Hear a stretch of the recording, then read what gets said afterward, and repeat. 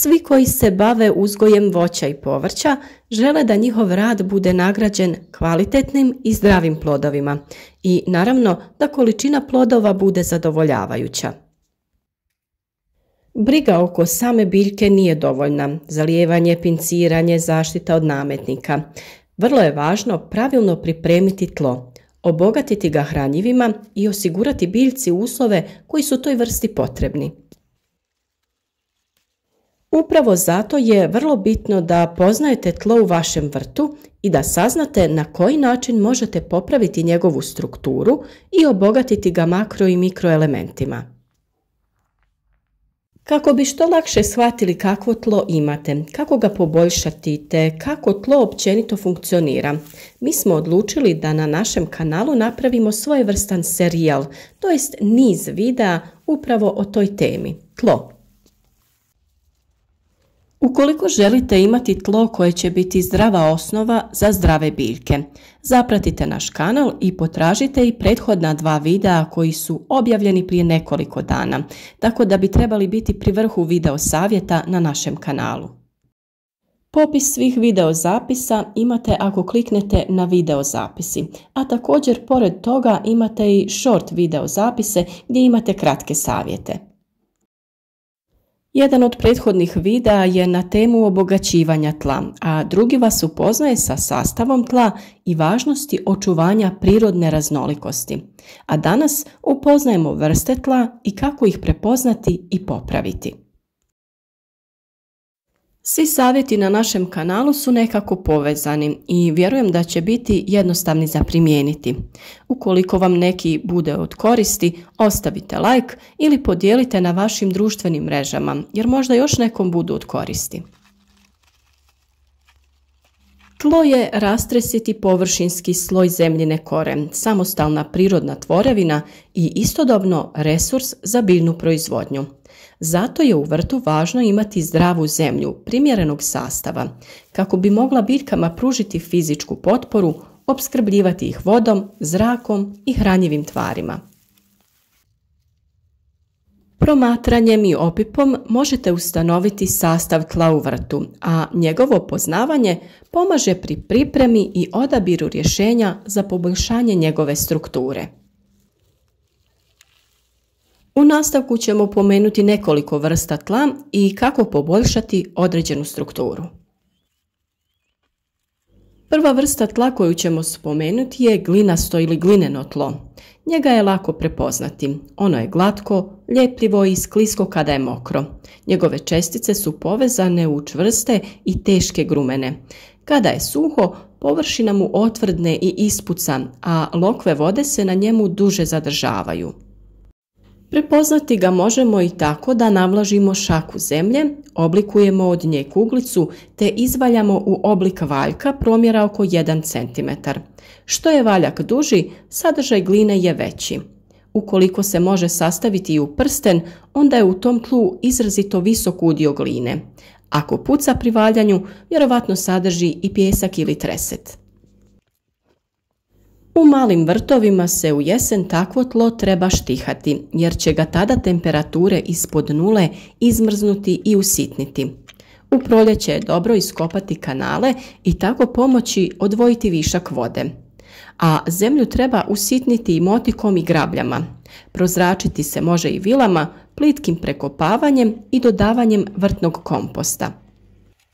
Sa kompostom se može dodati i pijesak, a kod jesenske obrade može se po površini rasporediti stajski gnoj ili kompost u sloju debljine oko 3 cm, te ukopati. Sljedeće je pjeskovito tlo i kako mu i sam naziv govori, na dodir je zrnato. Može se reći da je između dobrog i lošeg, jer brzo gubi vlagu. Boja može biti svjetlo smeđa, siva ili žućkasta.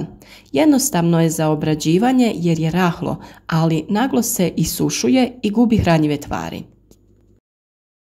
Može mu se dodati glina i ilovača kako bi mu se omogućilo duže zadržavanje vode. Svakako ga treba obogatiti i organskim tvarima koje zadržavaju vlagu, kao što je stajnjak, kompost, kompostirani zeleni otpad ili zeleno gnojivo koje treba ukopati u zemlju. Također u kasno proljeće i ljeto koristiti malč kojim ćete spriječiti isušivanje zemljišta. Sa druge strane, vapnenasta tla su vrlo plitka, puna gruda bijele krede ili kamenja i dobro drenirana, ali se ljeti brzo suše. Ono je žučkasto bijele boje i na dodir je ljepljivo, mrvičaste strukture. Ne veže se kada je mokro. Test odradite tako da šaku zemlje stavite na suhu tkaninu i omotajte rubovima. Nakon toga uzorak prekrijte octom. Ukoliko se pjeni, riječ je o sadržaju vapnenca u tlu. Ovim tlima dodaje se kompost uz organsko gnojivo, slamu, lišće, zeleno gnojivo i sl. Tresetno tlo je crno i mrvičasto, a sadrži mnogo organskih tvari i humusa. Ne veže se u grumene, dobro upija vodu, ali se i dosta naglo isušuje te mrvi. Na dodir je vlaknasto, spužvaste teksture i ne veže se, a ubraja se u kisela tla. Struktura ovakvog tla popravlja se dodavanjem pijeska i komposta, a upotreba organske zemlje iz kokosovih vlakana u kombinaciji sa pijeskom brzo im poboljšava rodnost i pH vrijednost. U takvu zemlju ukopajte grubi oštri pijesak ili kamenčiće da poboljšate drenažu. Postane li tlo kiselo, dodajte vapnenac. Ono što se također preporučuje jeste da se izmjeri kiselost tla. U vrtnim centrima se može nabaviti uređaj za mjerenje pH vrijednosti tla ili lakmus papir, to jest listići. U čašu se ulije 1 decilitar destilirane vode i doda se malo zemlje. Dobro se pomiješa dok se ne rastopi te se umoči listić. Nakon određenog vremena on promijeni boju i prema skali se odredi pH vrijednost. Na našem kanalu imate i video kako uz nekoliko sastojaka koje imate u vašoj kuhinji možete ustanoviti da li je tlo kiselo ili alkalno, pa potražite video i isprobajte jednostavan test. Naravno, ono što uvijek preporučujemo ukoliko ste u mogućnosti da odradite analizu tla u za to predviđenoj instituciji ili laboratoriju. Na taj način ćete saznati sve što trebate, koliko čega u tlu nedostaje i kako to nadoknaditi. I o tome smo već dosta govorili, pa tako imate i video kako pravilno uzeti uzorak tla za analizu. Kako dodatno poboljšati kvalitetu tla? O tome smo još dosta govorili u prethodnim videima na našem kanalu, ali evo nekoliko jednostavnih smjernica. Zelena gnojidba je vrlo dobra za popravak vrtnog tla. U jesen, na primjer, posijte raž, djetelinu ili gavez na očišćenu zemlju i kada naraste do visine 20 cm, ukopajte ga. Naravno, pazite da to napravite prije nego što ove biljke procvjetaju. Za povećanje lužnatosti se može koristiti i kompost od gljiva, a vrtlarski šljunak ili kamenčići za bolju drenažu. Također, vrlo bitno je i malčiranje tla oko biljaka jer povećava udio organske tvari. O svemu ovom imate još posebnih videa. Razgledajte naš kanal i informirajte se o prirodnim metodama. Ukoliko želite napraviti promjenu i uzgajati zdrave i otporne biljke koje će vam dati obilje plodova, zapratite naš kanal. Kliknite na znak zvonca kako bi dobili obavijest za svaki novi video.